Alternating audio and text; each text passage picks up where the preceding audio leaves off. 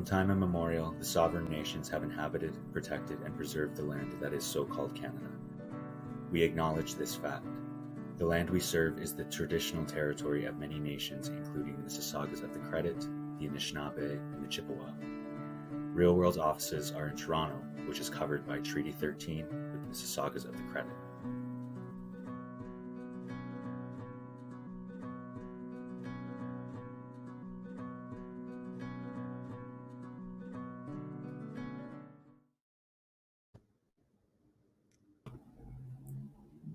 Thank you all for being here. Welcome to the Going Digital panel today under our Her Frame Matters panel series. I would like to introduce everyone here. Connie Wang is the stars of Token. And if you can introduce yourself, Connie. Yes. Hi, everybody. My name's Connie Wang, and yes, I star in Tokens, and I am a double nominated Canadian Screen Award nominee for Best Lead Actress in Tokens. Congrats, Connie. Thanks. I'd like to introduce Robyn Matuto, who is who plays the character of Jen on Gay Mean Girls Season 2. Hey, I'm Robyn Matuto. I play Jen in Season 2 of Gay Mean Girls, based in Toronto, and I'm really excited to be here. Thank you. And last but not least, we have Zarqa Nawaz, who's the writer, creator, and the lead actor on Zarqa. Hi, thanks for having me on. It's so great to be here with my fellow co-panelists. I guess I am best known as the creator of Little Mosque on the Prairie. That was a show from way back, I think 2007, that ran for 6 seasons on CBC. And as Safia mentioned, I am now the creator and lead actor of a CBC Gem series called the self-titled Zarqa. Thank you. I realized I did not introduce myself. My name is Safia Abdigir. I'm the industry programming manager at Real World. And we also have Ronak Kamari, who is the research manager. Hi, everyone. My name is Ronak. I'm the research manager at Real World. Thank you. So I'm going to start off with you, Zarqa. As the lead actor and creator of your self-titled show, how did the show come about? And did you write this role knowing that you'll star in it? It came about, there was a film called The Big Sick that came out a few years ago. And oh my God, there were so many angry think pieces written about that film from Muslim women, because it was about, Kumail Nanjiani, who played the lead character, and he dates all these brown women until he finds the white woman that he falls in love with. And the way, although, it was a true story, what a lot of these women, Muslim women particularly, had an issue with was how brown Muslim women were depicted. All the ones that he was dating, they all seemed very silly and, comic sidekicks, someone that you wouldn't find attractive or someone that you wouldn't want to date until, the white princess savior comes on board. And the feeling was like, why are, if there's men on color in film and television back in those days, at least, they wouldn't be paired up with a woman of color. They would be paired up with a white woman, and that she was seen as the one who's the epitome of beautiful and attractive. And they were so angry. And I remember thinking to myself, one day I want to make fun of the whole issue of race relations and love, and have a Muslim woman get revenge on her a husband who tells everybody on Facebook that, he's getting remarried to a yoga instructor, a white yoga instructor, half his age. And he tells everyone, you think, the old ex will dare show her face. And I wanted to poke fun at that stereotype, how, women just get tossed aside as they get older for younger. And then the whole issue of race politics, sometimes for white women. And I thought, what if that brown middle-aged ex decided to get her revenge and say, both of us can play at this game. If you think, you're going to compete with me with your white trophy, then I too will get my white trophy. And then she goes out and starts to date a white brain surgeon, because that, in her mind, that is the highest echelon of whitedom you can find, right? So, blonde yoga instructor 20 versus white brain surgeon.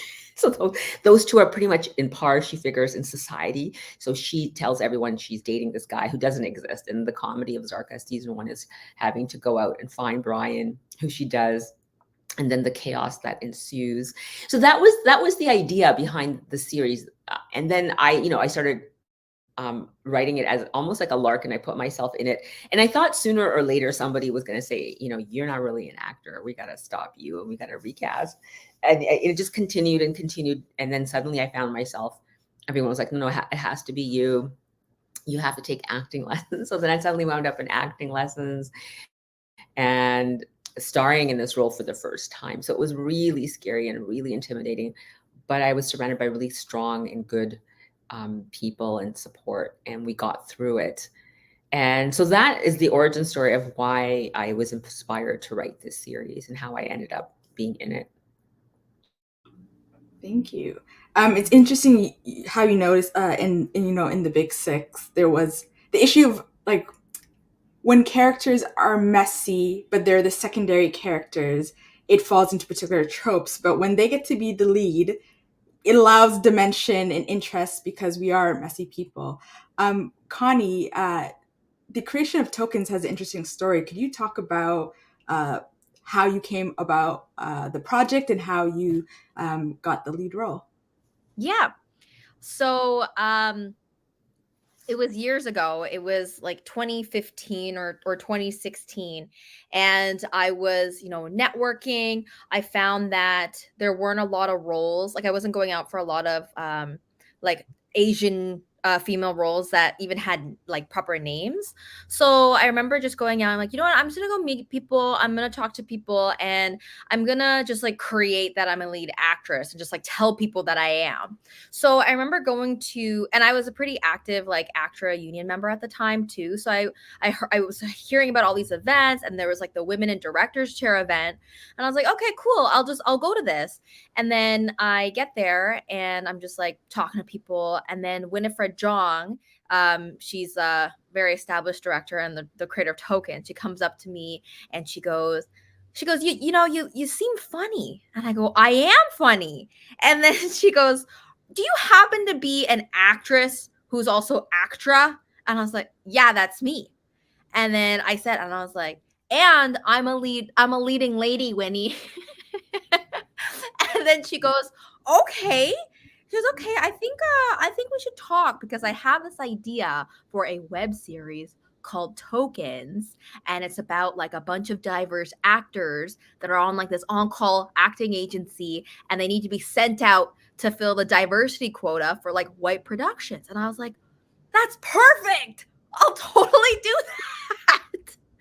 So I didn't get the job like then and there. There was a lot of like conversations to be had. And then I did audition for Sammy, the lead, and then also the best friend, Roxy. And then, she was workshopping it too. Then she went out to Vancouver to workshop it.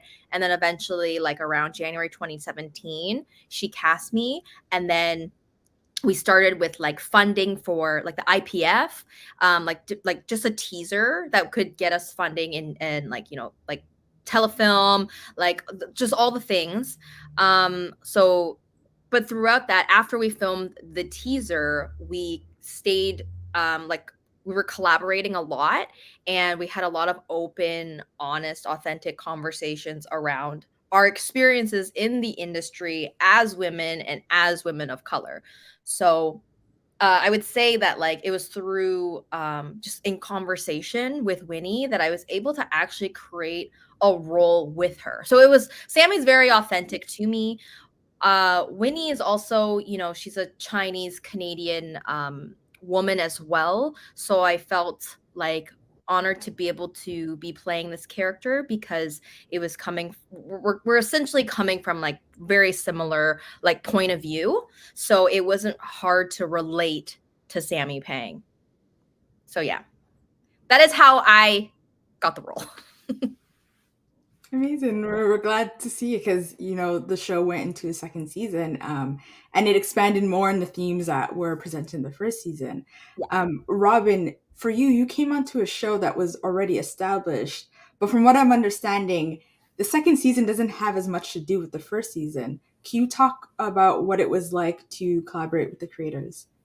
Yeah, definitely. I mean, for the audition process, I already knew that, I knew what Gaming Girls was and I knew what season 1 was. And I feel like whenever you're auditioning for a project that already has like a pre-existing season or fan base, you're always kind of like playing a guessing game on where does this character slot in? Like, what are some pre-existing dynamics that I might need to take into account? And then like, lucky for me, like I didn't have to take anything into account because it was a completely different storyline and world.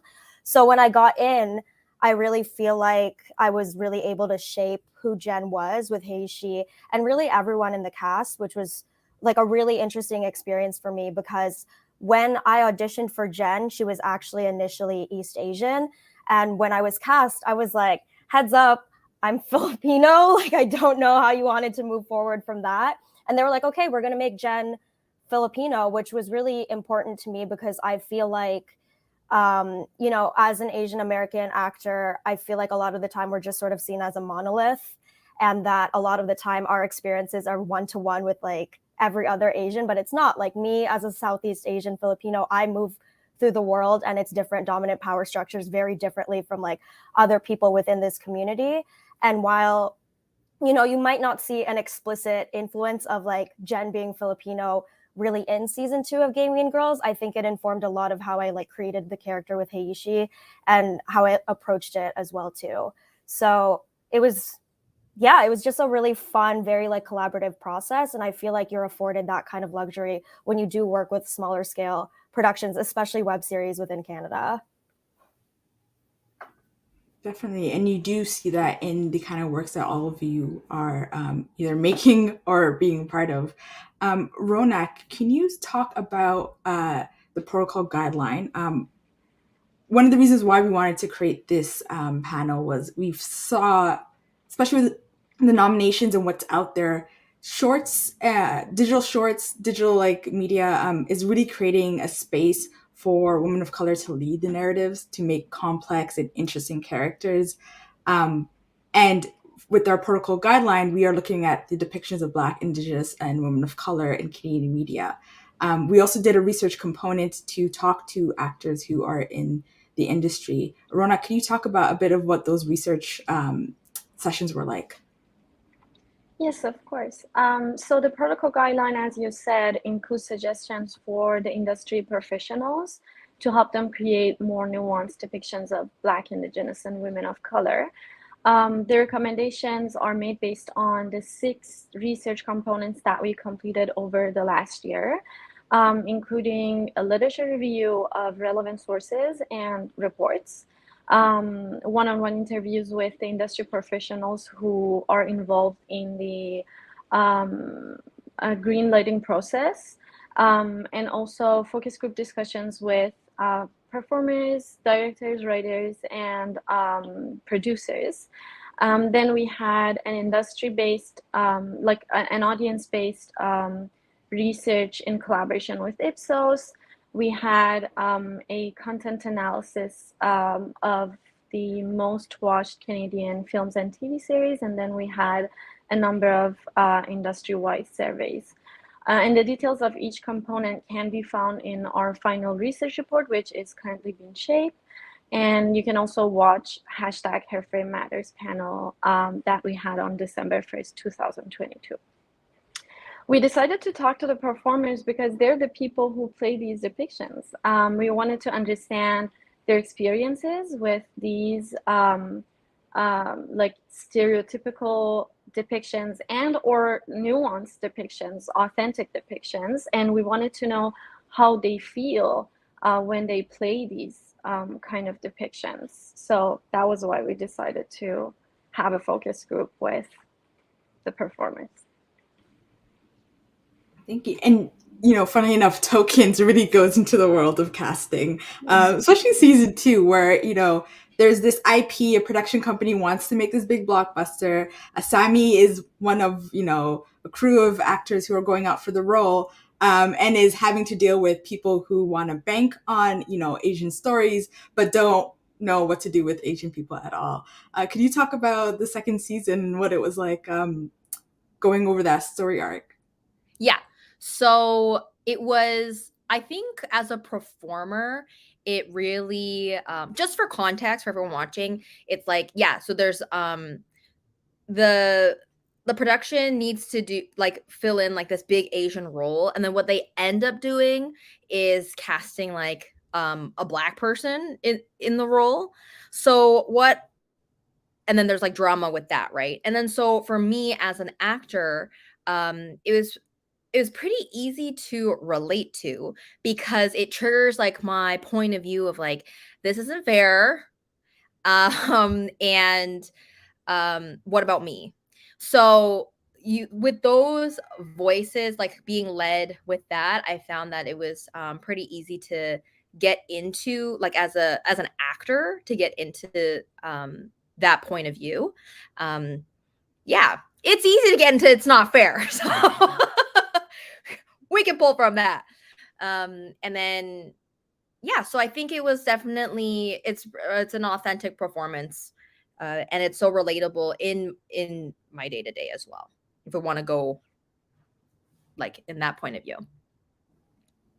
Yeah, and it does point to the importance of making sure that the stories are created are actually by people who understand these experiences.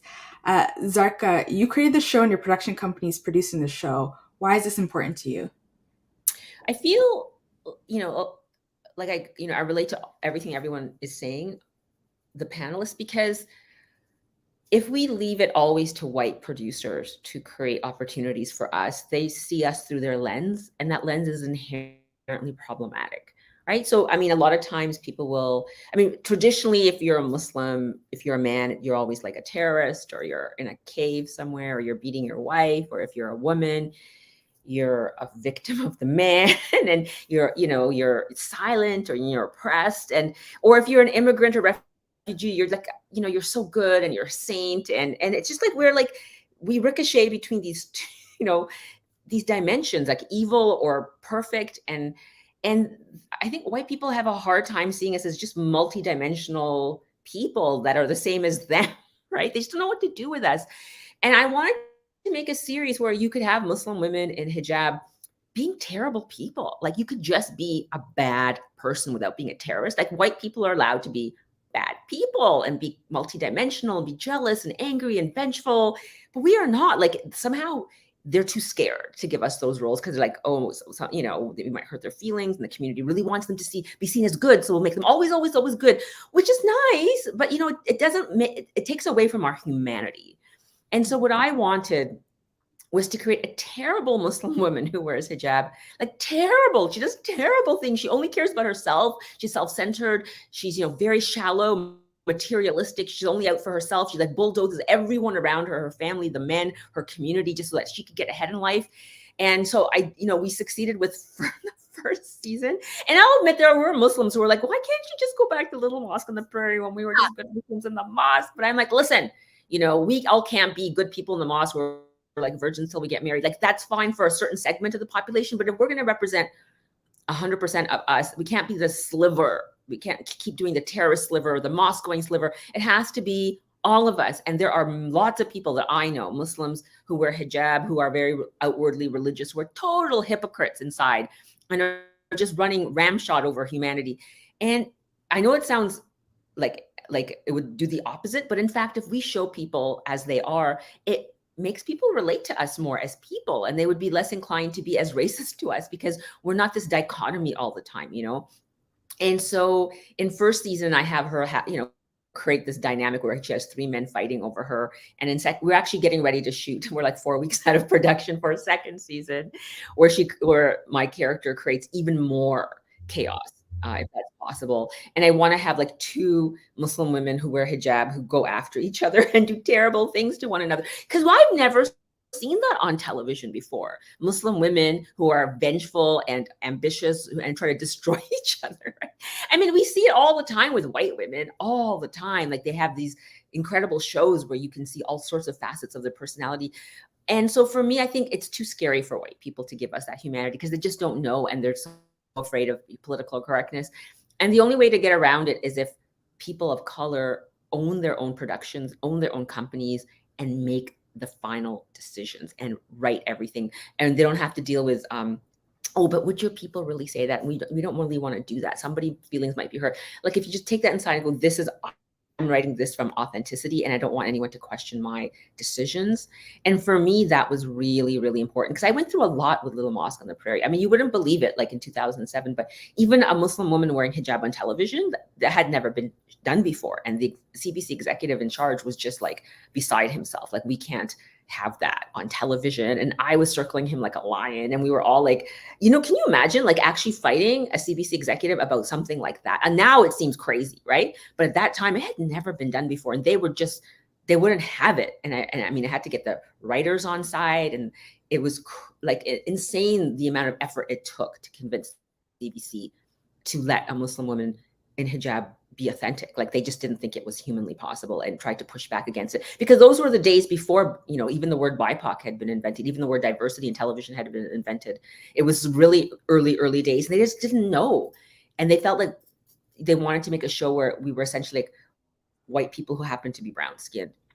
And it took so much effort to convince them, and the constant fighting and the constant, you know, vigilance. And it's exhausting. And to me, making a web series means that I want to own it. I want to be in charge of the decisions. I don't want to have to fight someone constantly about what a Muslim would and wouldn't do on television, because I obviously know those things. So the control has been really important to me. Can I speak off of that? Yes. So Zarqa, I actually was watching your series a couple of days ago, and then I was like, oh my gosh, this woman's terrible. So I'm so glad that you I was like, oh, okay, this is so interesting. I was going to see what angle she's coming from. So I love that you did that. And I got that what you were saying around like white people like don't know what to do with us. We haven't seen us in like different facets. And like I personally haven't seen myself in these facets. So I don't even think it's like a white person thing. It's just like I'm not used to seeing like, you know, people of color being a certain way. So that's what came up for me. And also, yeah, I relate because Sammy, I was just having issues with like myself as an actor, like talking about certain political things like Black Lives Matter, like movement, and just like backing that. So I found that, yeah, that definitely as an actor was like a hurdle to overcome, to be seen in a different way where I'm not just being like studious and like obedient and look good, because I primarily also do a lot of Hallmark movies as well. So I also get locked into that kind of casting as well, where everything's perfect and pretty and like rainbows and sunshine, no farts. You know what I'm saying? But there are farts. So Yeah. Zarqa, that was really awesome. Yeah, I'm like really inspired. Yeah, and that you're owning everything. I did see your first season. I'm dying to see your second season. It was a hilarious web series. Thank you. So. But like speaking of terrible characters, Robyn, you're on a show called Gaming Girls.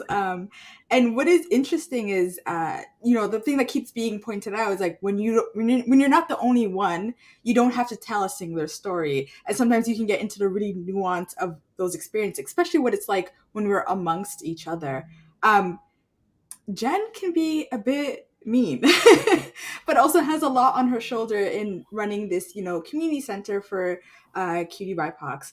Could you talk about the process of developing the character and what it was like working with the creators?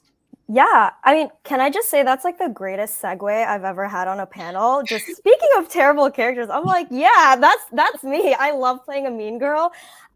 It's like my favorite thing ever. But I think like what's really important to me whenever I play a character, it doesn't matter if it's like the biggest goody two shoes or if it's someone like Jen, is to like never judge the character, because at the end of the day, like everyone thinks that they're the hero of their own story. It's not like there's ever a moment in Gay Mean Girls, or I hope anyone's lives, where they wake up and they're like, I'm in my villain era. Like in like every narrative that happens to Jen in the show, even when she's like defending sexual assault and like shutting people down and just being like overall like a little bit of a gray area character, like she always thinks she's doing something benevolent, and she's always doing it out of like the care and compassion that she has for community. So I think that was always something that I always had to remember, because as an actress, whenever you get a character that's like an anti-hero or like the antagonist or the titular gay mean girl, it's always going to be like, oh, you can play her mean and that's easy. But if you play her as this person who's like really fallible and human, like that's a lot more interesting. And it's exactly what Zarqa and Connie said. It's like, I feel like a lot of the times people of color, when they play characters on TV or specifically like mainstream media, they aren't given the same complexity to be awful people as much as white people. And if they are quote unquote awful people, it either swings to like completely racist or completely way too much palatable. Like, oh, she didn't get into Harvard. Like, that kind of sucks. But like, no, like we can be afforded to have characters like Jen where, you know, she's making a mistake every step of the way, but she's doing that because she thinks it's the right decision. And that was like just like really important for me to remember. And like, I had a lot of people be like, oh, are you scared to be in a role like that? Because a lot of the series, if you haven't watched it yet, it is about how marginalized communities can really replicate the cycles of violence that happen within power structures that, like, you know, our white oppressors tend to enact. And I was just like, I'm not scared about being the character that's the conduit for that, because I think we need to talk about that, because there are gens in the world where, you know, we're going around basically repeating the same structures that we want to so desperately escape, because that's what we've only seen before. And that's the only way that we know how to enact quote unquote power. So that was like a conversation we had all the time. And like, how does trauma play into it? How does intergenerational trauma play into it? How does Jen being, you know, this older authority figure within the collective that happens in Gay Mean Girls really affect how she thinks that she should handle things? And like, if people got mad at that, if people got mad at my character, I'm like, good. What makes you uncomfortable about my character? Like, I want to get a conversation going. So for me, there's like, for me with Jen, I'm like, all bad press is good press, because it means you're talking about like what she did wrong in the show or what she did right, because it's really up to like what people perceive as right in the show, which was so interesting to really play. And again, like, I don't think you see storylines like what happens in Gay Mean Girls in mainstream TV, because a lot of those storylines are being helmed by like white showrunners or white writers, and they don't know how to touch that area yet because they want to make us palatable. That's basically it. We haven't gotten to the place yet where we can have, you know, messy characters. And I mean messy, not just messy like, oh, quirky, like I woke up like this, like messy, just like genuinely like messy, awful people, or awful quote unquote. It's really up to the audience. Yeah, it was really refreshing to see in each of your shows. Maybe people I might not know personally, but people I'm like, that's a real person.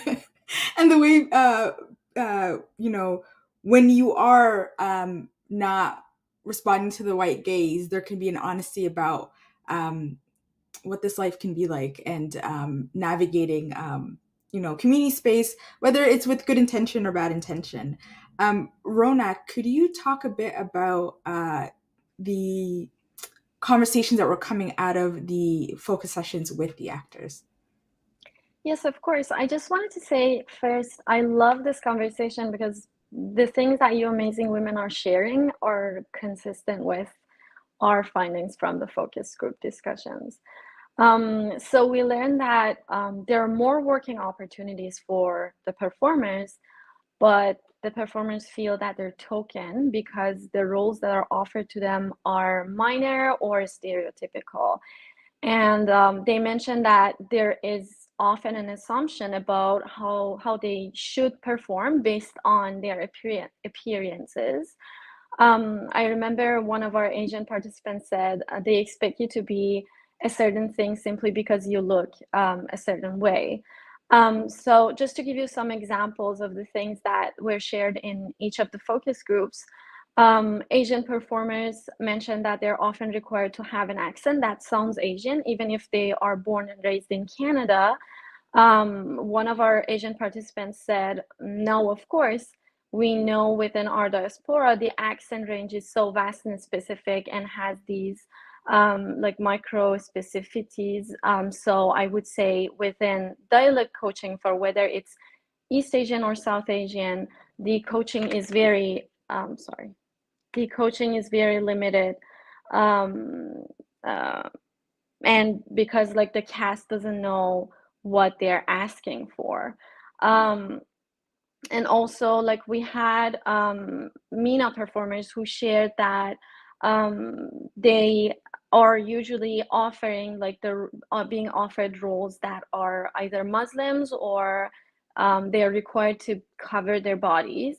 And I remember that one of our participants said, I've never played an Arab that's not Muslim. And I'm like, but there are, you know, Muslims from other racial groups, and why is it always Arab Muslim, and why are Arabs always covered? In our Latina groups, I remember that they were talking about being required to play the role of the exotic girl, and the examples that they like had in mind were like stereotypes like Jennifer Lopez, for example. I remember that our Black performers were talking about the fact that they're often required to do their hair and makeups in ways that are not authentic to them, and could damage their hair and skin, of course.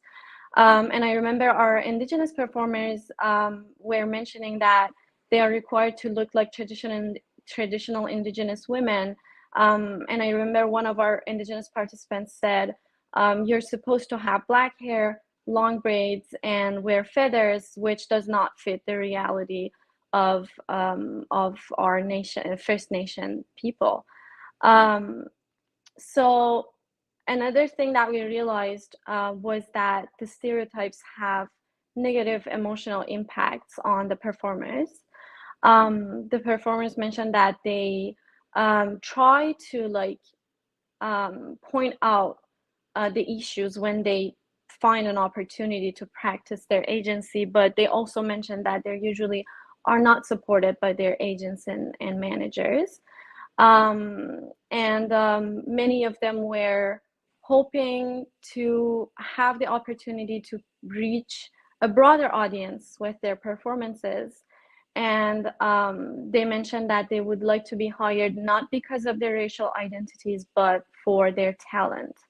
And I remember one of our Black participants mentioned, I'm given a token position when I know my abilities are well beyond what I've taken, but because they need to fill a role or see the visible minority face, they try to say, here you go, here's the position. But it's not a higher up position. It's a position that is much lower than what my qualifications are. But just to get my foot in the door and to get the conversation starting and just to get to see what is happening around, it's accepted. So we know that like the performers' voices are often excluded from research, and our focus group discussions with the performers actually stretched and expanded like our knowledge and our understanding of the impacts that these stereotypes might have on the performers, who are the people who are actually playing these roles. So yeah.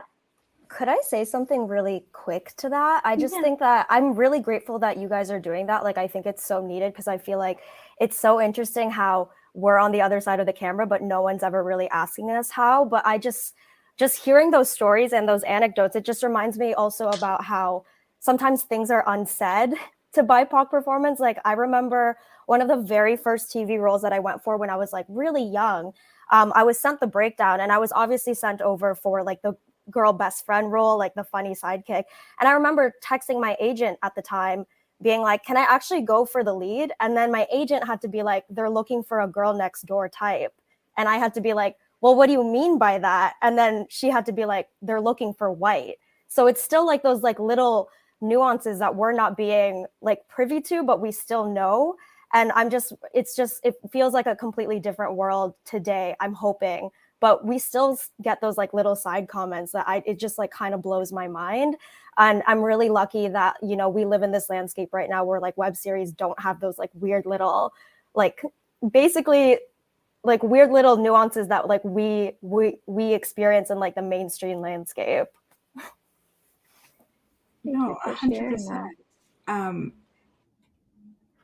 You know, what's also interesting in each of your shows is that the showrunner is a woman of color, and actually I think specifically an Asian woman. Zarqa, can you talk about, I guess, from the other side of being the showrunner on your show and what it was like working with the cast and the crew to do the first season and now the second season?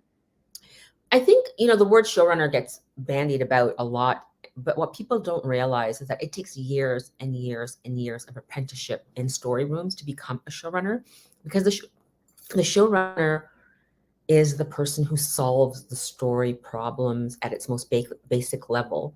And to be able to do that, you need to be in story rooms, watching and breaking and being part of that until it's like a muscle. It's a technique that you have to develop.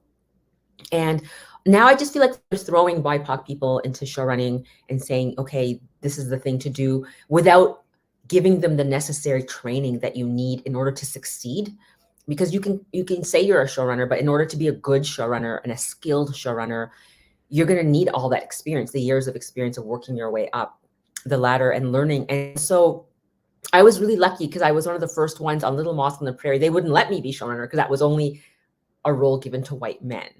That was just the way that it was. Even if those men hadn't been showrunners before, it was just kind of passed from white man to white man to white man. But I remember the best advice I had gotten from one of the producers is, this is such a rare opportunity for you to be in a writing room. Because in 2007, we didn't have very many writing rooms. It was just like comedy writing rooms, at least Corner Gas and Little Mosque on the Prairie. So absorb everything, learn the skill of writing and understanding story and breaking story and solving story problems. I would even ask other writers if I could write the outline for their scripts or their episodes so that I could get even more experience. Because if I wasn't going to be allowed to be the showrunner, then I wanted to take that time and figure out what it takes to be a showrunner. So that, and I would have to wait like 10 years later, because no one ever offered me a role to be a showrunner after Little Moss. No one said, oh, they were just like, they just went back to the era of white men or white women who will always be the second, person that gets called. And so I decided, okay, I can't wait anymore for someone to give me an opportunity, because they're not going to. And I now have the skills to be a showrunner because I worked with Little Mosque on the Prairie for 6 seasons. Luckily, no one in LA knew what was happening in Canada. So I was able to sell a pilot on my off season, and I would work with LA executives on a pilot during off season. And so I ended up writing like 4 pilots in a row while I was, half the year I'd work on Little Moss, the other half of the year I'd work on a pilot. None of them ever got picked up, interestingly enough. They were all really interested in diverse storytelling in theory, right? Because they saw Little Mosque on the Prairie, a television show which had non-white leads, be a huge success. And slowly I saw like shows like, Jane the Virgin and Superstore and even Modern Family and Fresh Off the Boat. They were starting to break through. And I believe it was because they saw this show, Little Mosque on the Prairie, be a ratings hit. It proved to white executives you could have a commercial ratings hit with non-white leads for the first time. And even though in those days I thought it was so unfair, what was happening was I was learning to write in a room, figuring out story, how to solve story problems, writing pilots. So then when the web series came up, I thought, I actually can be the helm of this whole story department because I have the skills now, I've developed them. But the thing I wanted more than that was to own the production. And that means, financial, some sort of financial risk. But if it's a web series, it's much smaller, right? It's a lot smaller financial risk you can take on that without having to partner with another, white-owned production company. I wanted to learn, how do you put a production together? Because to put a web series together and a half hour together, they're actually the same mechanics. It's just a web series, smaller stakes. It's a less complicated, slightly less complicated, but the steps are all the same. And you have to hire a business team, to come up with the cost reports and production manager and the budgets and the financials. So I learned how to hire those people, to learn what it is that they do. What are all the stages of production, to know what those stages are, how to problem solve, figure it all out. It was tough in the first year. I had really good people with me, but there were still issues because sometimes you don't know what you don't know, right? I mean, there were roles I didn't understand that we needed in production, like a focus puller or a DIT, or, what do those people do? What happens if you don't hire them? Well, you lose some of your footage because that person didn't have time to organize it. And then you have to scramble during editing because it's gone. right?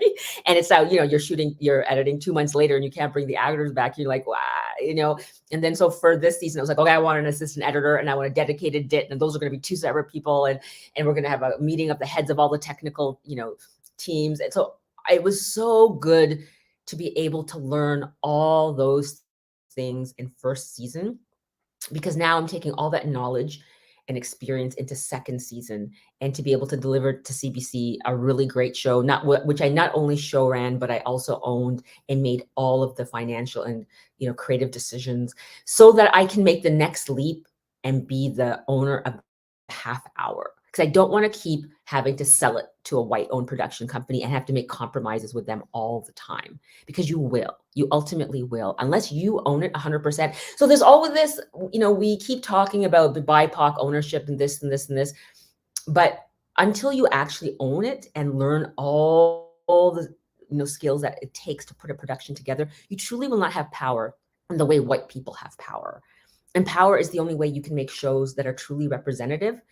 And I've decided that's the next stage of my career, is to own the next series that I do, the half an hour, not just a web series. Like a web series was a great training model, and I encourage people to do it and own them and figure out how they come together, because they are essentially a model for a half hour.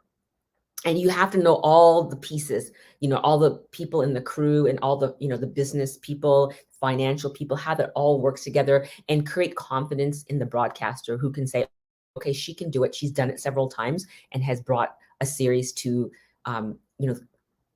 streaming on time and of good quality, that we can now say that she's ready for the half hour. Because I think broadcasters would like to give, BIPOC people that, agency, but they need to first see some confidence. They have to have confidence that you can do it, because it's a very complicated thing to bring a television series to air. And you need to know all the pieces. And for me, making this show, learning my lessons from first season, applying those lessons for second season, knowing that I could now do a half hour, and then you play with the big boys, right? Then you're dealing with the big boys and you're making the bigger decisions and the bigger shows, and you start to grow, and then you create stories from your lens and your point of view, and then I feel the real change starts to happen. The real change is in the representation. Yeah, like I say, you could even see this with Tokens and Gay Mean Girl going to the second season. Could both of you, Robyn and Connie, talk about what it was like working with your respective showrunners, Winifred for Tokens and Heishi and Haley for Gay Mean Girls? Yeah, I can go. So working with Winifred was great. I'm just going off what Zarqa said. Like, everything she said was so spot on. It really is about, at the end of the day, getting the experience, and you want good experience, right? And so with Winnie, like, she had a lot of she has so much, like, decades of experience being script supervisor, and she took the leap to become a director, right? So through that, like, Tokens was created as it's like her passion project. And then for me, in that way, I was in my early 20s, and I knew that I wanted to also produce my own stuff and eventually, like, own my own stuff, just like what Zarqa was saying. So working with Winnie was really great, because as she was learning and she was producing, I was there in the conversations. Like, I was like, was kind of involved, kind of knew what was going on. I could see the kind of, like, work capacity that it involved to bring, like, a show from, like, the paper to like, here, off the page. So working with Winnie was fantastic. She was pretty transparent with me as well, especially in season 1. Like, you got to get these people, acquire all this and that. So from an acting standpoint, it was wonderful. I still got to do what I was there to do, and, like, do what I love, but also I got an education on how to run like a web series. And we're also over here, like, it's time for a 30-minute, like, it's time for another. We've completed 2 seasons, right? So the next thing is, like, it's time for a 30-minute.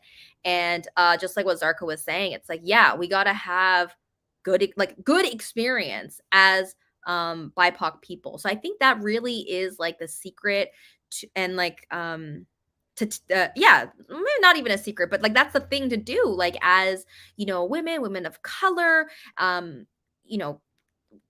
just to really practice, get out there. Like there's nothing is better than going out there and like failing or like just giving it a shot, because that's how you're gonna learn. So that's what I found with tokens, was I was able to watch and learn specifically. And now like moving forward, it's like I'm also working on my own feature and my own series. So I look forward to just taking action, just like doing it. Yeah, for me, because I wasn't in the first season, there wasn't much of like what I could really witness the difference between Heishi and Haley's, I guess, process between the first and the second. But what I did notice, and that was like basically what Heishi told me, is that, first season, they did have white people in the cast. Second season, no one was white. We had like one token white male character, which is like a really fun reversal of what you usually see in media. And I think that's just a testament of like what these power structures and what these like big white guys in suits really do. They really want to see that like people of color succeed first, and then they'll give them the money to really do what they really want to do and the stories that they want to tackle in their next project or in their next season. And like you can see that there's a huge tone shift and like budget shift and narrative shift between the first season and the second season, and just sort of the like really hard topics that we deal with in the second season too, and the gray areas that we deal with. And I don't want to speak for Heishi and Haley because they're not here, but like just knowing from what I know as a TV writer myself, it's like you don't get afforded that privilege and luxury to really deal with like gray area, immoral, quote unquote, stuff like that until you're proven that you can deal with the more palatable stuff first. And I just thought that was such an interesting microcosm of what really happens in the industry. And again, it's a really sucky thing that we kind of have to prove ourselves to be a little bit more palatable first before we really jump into what's, the nitty gritty of our stories. But that was just really interesting to watch. As an actress on Gay Mean Girls season 2, I feel like we had a lot of fun scenes that I hadn't really seen before. There's like one episode where I play like 3 different characters in like one scene, and I never thought I would do that in my life, but that was a real acting muscle I didn't know I had to exercise till then. And it was just really nice too, the fact that, a ton of our cast, most of our cast was like all Asian people. A lot of our, below the line crew were also Asian too. And it's just, I've never felt that comfortable. But again, that comfort comes from, the crew really putting in the work in season 1 and having to be what I assume a little bit palatable as well too. And it's like what Connie and Zarqa said too, like, I really do feel like web series are such a great jumping off point. But once you get off that, like lily pad, it's like, okay, so where's my half hour? Where's my 1 hour? Like, we're ready. Because when you think about it, like web series, when you shoot, Gay Mean Girls is like what, like 6? I don't even know how many episodes because we shot in like such a compressed time. But when you add up all the episodes, it's an hour and a half. Like we shot a feature at the end of the day. And it's just interesting that people hear like, oh, web series. It's like, no, we shot a feature. It's just packaged in a way where you're getting it in 10 to 15 minute increments. And I think that's just such a great way for creators moving on in the future to be like, yeah, I did a web series, but if you look at everything, like I basically made a feature film. So are you going to trust me with a feature? Are you going to trust me with a half hour or like hour long or a feature moving forward? It's like, you should, because we already did the work. It's just packaged in a different way.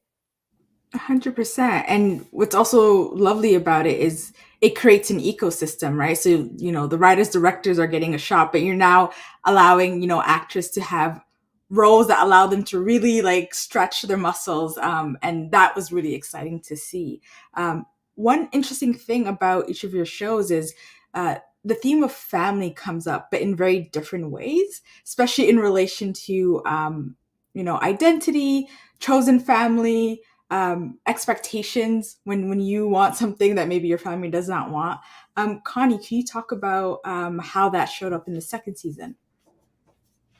Yeah, so in the second season, so what happens is after the first season, Sammy, she gets kicked out. So her parents like disown her because they can't deal with like the language that she uses on set as an actor. And so it's really quite beautiful because okay, spoiler alert, I'm just gonna tell you. So they take her back in, okay? And then she's like writing, and the thing is though, like they end up having moments where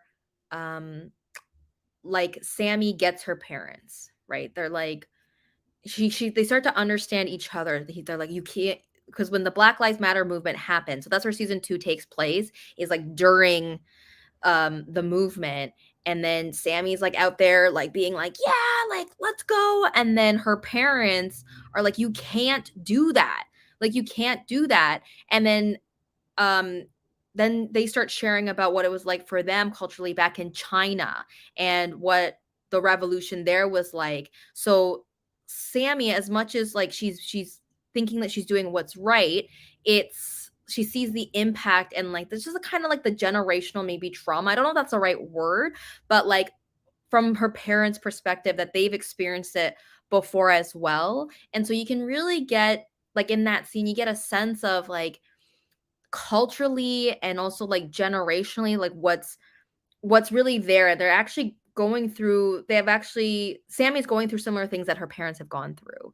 And I think through that there's like a better understanding and it kind of fills in the gaps between the cultural and generational the culture and generations between like the two parent and child. So that's one thing that I really love. And then you just watch in season 2, I think that she gets closer with her parents, and then they're more and more supportive of what she's creating. And you also see too that like she's doing it because she loves her parents.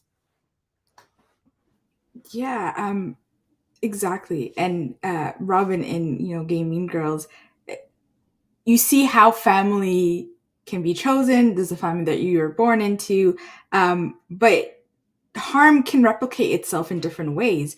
Could you talk about those themes and what it was like, especially playing a character who was trying to create safe space for people, but the reality of that, no matter how much you might want to make something a space safe, the realities of the world and the ways in which harm reproduces itself just means that it's in everywhere.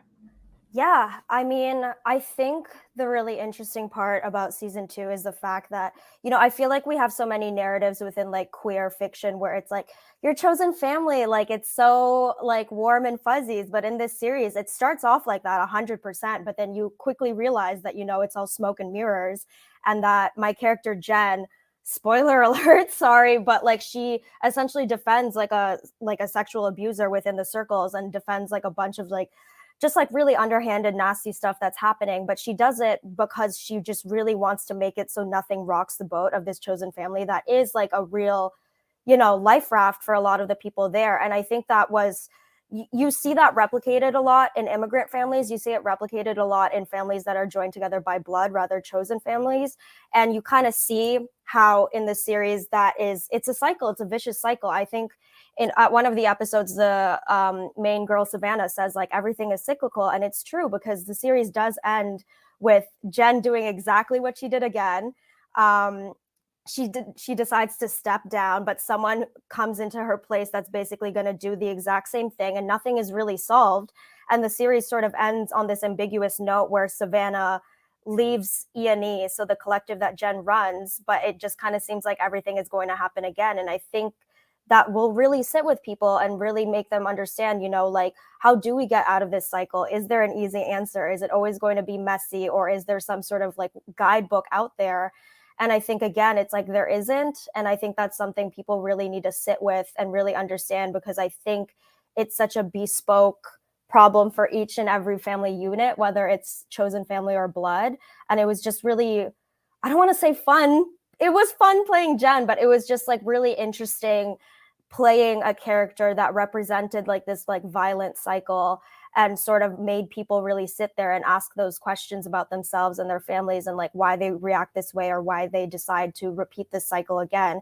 Because honestly, it brings up the question of like, do we repeat this cycle again because it's familiar? And like, when do we get out of that comfort zone to actually, make a difference? And that's like what I really hope people get out of the series at the end of the day, because they are hard questions and like there's no easy answers. Thank you. Yeah, and there is no easy answer. Zarqa, what was interesting was, the main character is coming off of a divorce and is trying to find herself. But the people in her life are wide.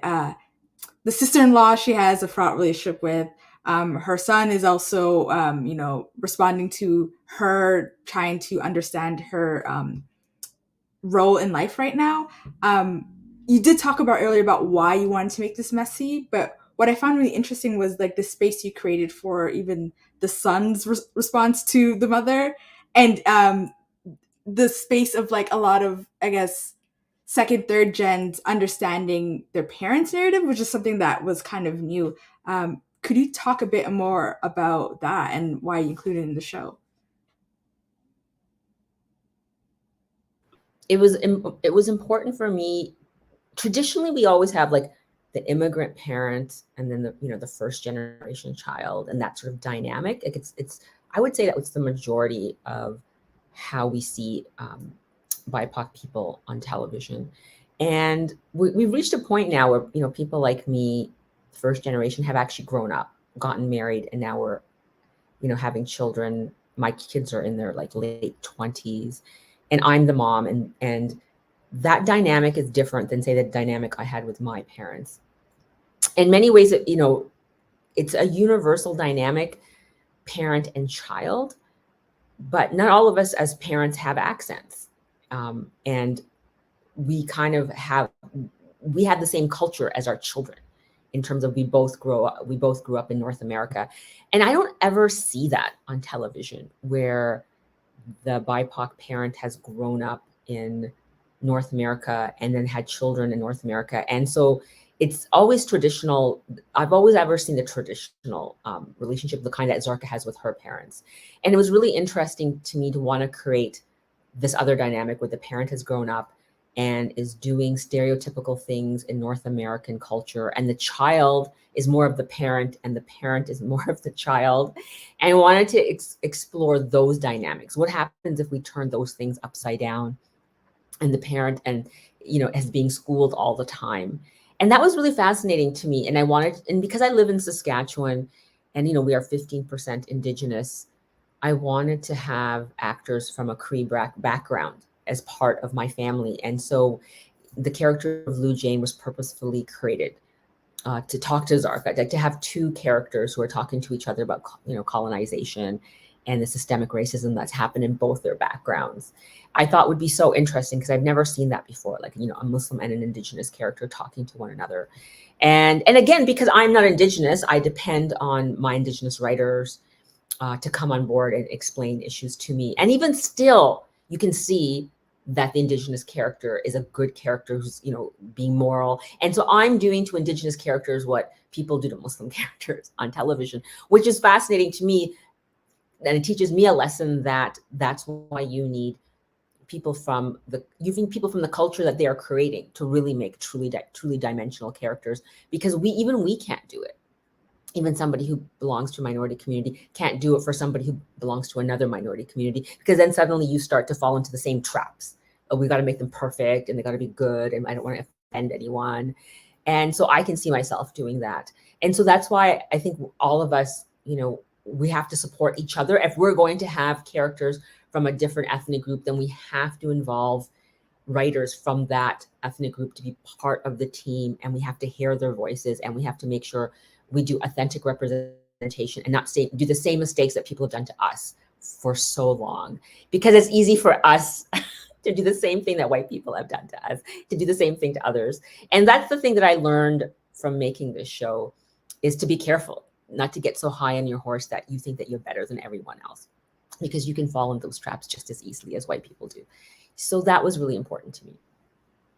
Yeah. I'm looking at the time and I realize we are coming to a close. If people want to support either you or the show, where can they go to stay connected with your work? I'll start off with you, Connie. Yep. So you can follow me on Instagram at ConnieWong_.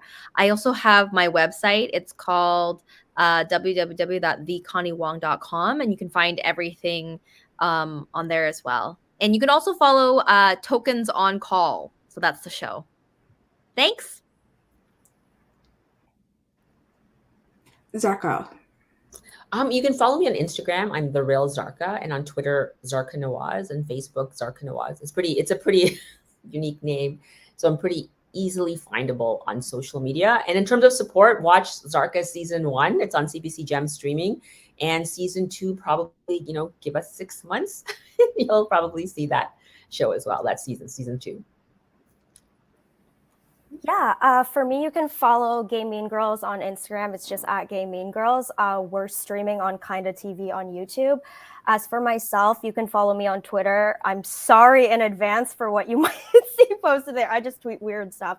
It's Robyn, ROBYN, Ronika, RANIKA. I post any updates about my career there. But other than that, thanks so much for having all of us.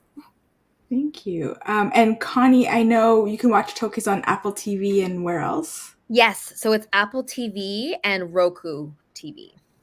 Amazing. Thank you all for being here.